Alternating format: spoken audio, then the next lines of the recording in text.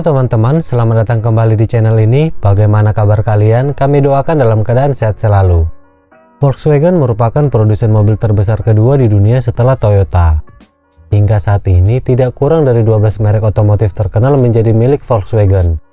Di antaranya Audi, Bentley, Bugatti, Lamborghini, Porsche, Ducati, dan masih banyak lagi yang lainnya. Namun, tahukah kalian bagaimana awal mula berdirinya perusahaan ini hingga menjadi raksasa otomotif dunia? Nah, di video kali ini kita akan membahas tentang sejarah singkat berdirinya Volkswagen. Namun sebelum kita mulai kisahnya, bagi teman-teman yang baru bergabung di channel ini, jangan pelit untuk menekan tombol like, tulis komentarmu, dan subscribe channel ini. Sejarah Volkswagen atau VW dimulai pada tanggal 28 Mei 1937. Ketika itu, pemerintah Jerman di bawah kendali Adolf Hitler dari Partai Sosialis Nasional atau Nazi membentuk perusahaan mobil baru milik negara, yang kemudian dikenal sebagai Gesellschaft zur Verwertung des Deutschen Volkswagen. Nama tersebut kemudian diubah menjadi Volkswagen Werk setahun kemudian, tepatnya pada tanggal 16 September 1938. Volkswagen Werk itu sendiri memiliki arti perusahaan mobil rakyat.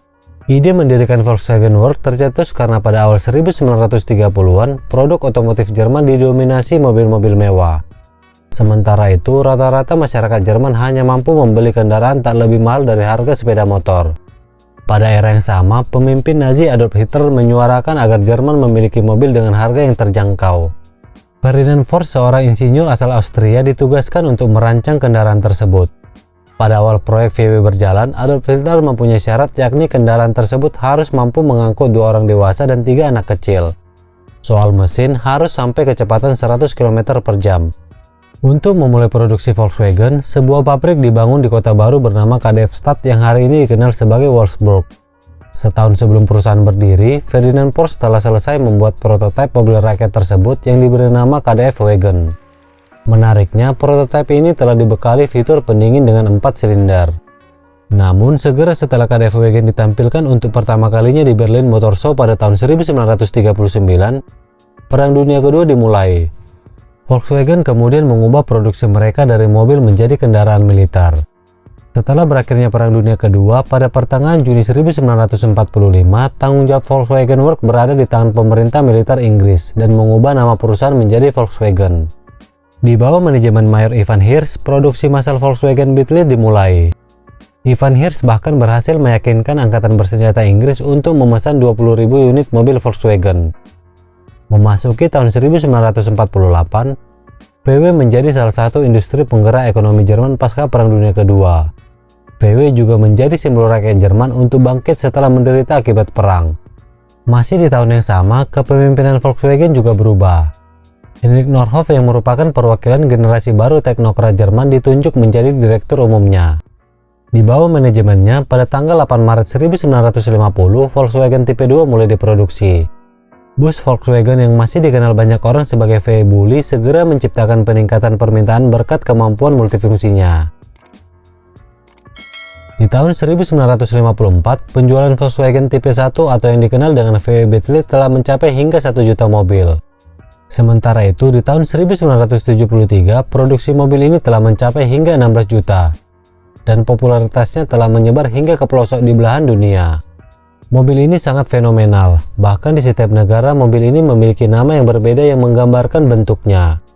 Ketika di Jerman, mobil ini bernama Caver. Di Perancis, mobil ini bernama Coquinel. Di Brazil bernama Fusca. Di Amerika Serikat, mobil ini diberi julukan Bug. Dan di Indonesia sendiri, mobil ini bernama VW Kodok.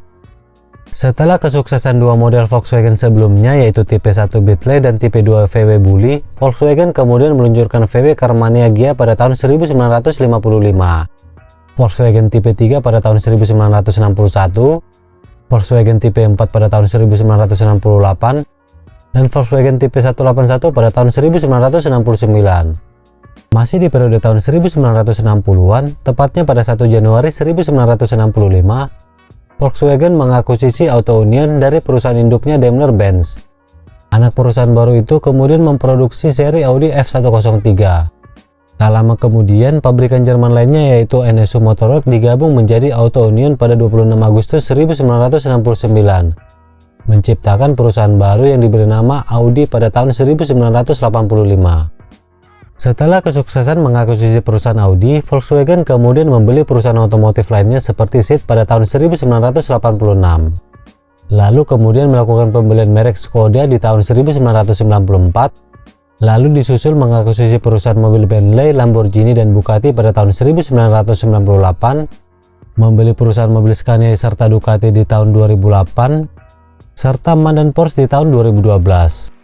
Kini VW Group menjual kendaraan dari berbagai merek yaitu Volkswagen, Audi, Bentley, Bugatti, Skoda Auto, Porsche, Lamborghini, dan Seat serta motor Ducati.